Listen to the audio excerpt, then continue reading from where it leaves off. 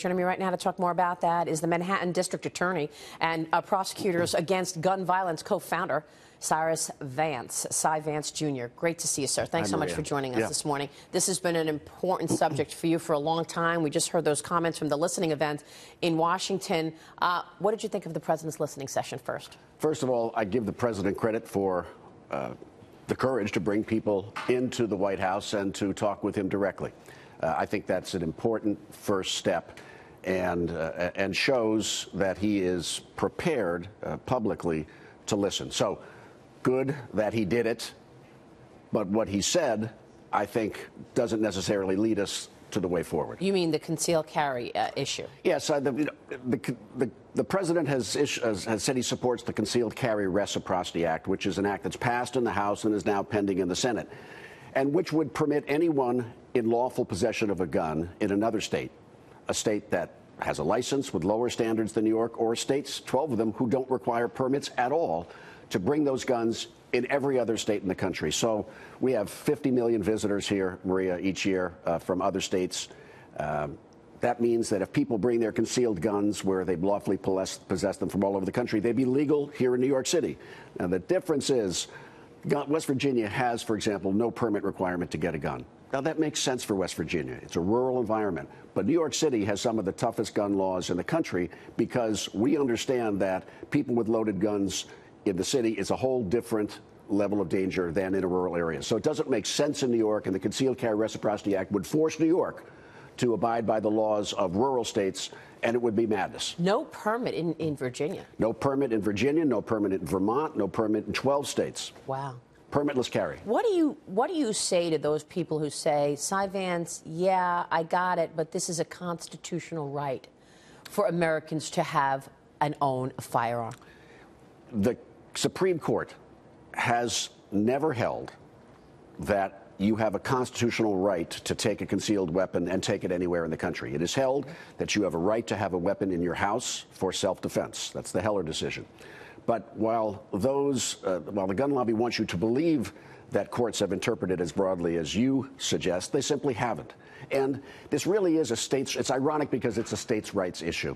The conservatives are usually the ones who say, well, the individual states should decide for themselves what their laws should be. And that's all I'm saying, Maria. Right. I won't presume to tell West Virginia what its gun laws should be. They've figured that out there. But should they be able to apply their laws on New York City, in this dense environment, on New Year's Eve, or in the subways, or in the stadiums? The answer is, of course not. And that's why the CCRA is such a bad law and so unnecessary. Go through for us legal versus illegal, because there are critics who will push back on you and say, look, stop and frisk was a good program because it eliminated all the illegal guns on the streets. You're talking about taking away legal guns.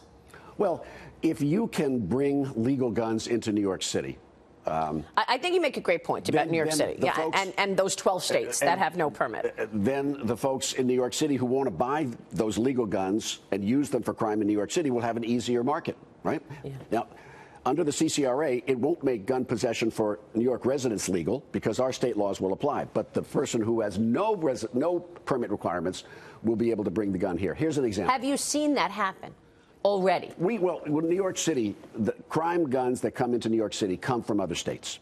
Okay. It's a high percentage. But under the CCRA, a criminal group could wake up in the Bronx in the morning, drive to Vermont midday, get guns without permits, and bring them back into New York City loaded into Times Square, and it would be entirely legal. That's just madness. What do you think about the president calling for a ban on bump stocks? There are also demands for tighter background checks. Let's get into that. Well, let's just get into the common sense things and things that we know we've worked. Number one, there should be a ban on sale of assault-style weapons. We had it between 1994 and 2004 in the Brady bill. It was successful. It reduced the number of violent attacks, and we should have that bill come back and be applicable today. Look at all the shootings that we've seen with these assault-style weapons. We don't need them, and so that's number one, what I believe should happen. Bump stocks, even the president, I think, acknowledges, they turn semi-automatic weapons into automatic weapons.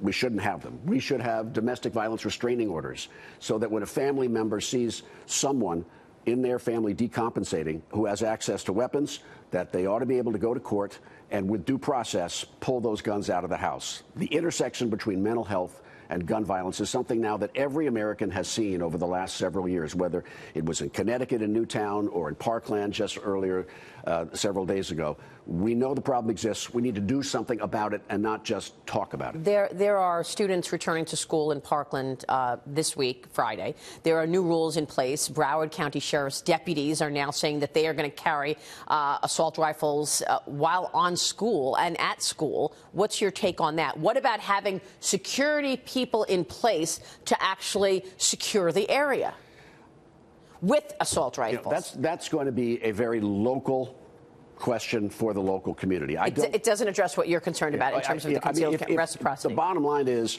if someone is trained and sophisticated with a rifle and has it for a work purpose to protect other people, I think that obviously is okay. I'm not sure you want that in your schools, but that certainly would be at least security guards who would be armed and able to deal with an emergent situation because they have experience. You know, what I would say, Maria, I know time is limited. I would say this to the president. He's a New Yorker. His success came from having New York be a safe place where businesses would come, guests to his hotels, and investor for his businesses. If you don't maintain the kind of laws that restrict gun access that we have in New York that have caused the greatest decline in gun violence in New York history. We are the safest big city in America.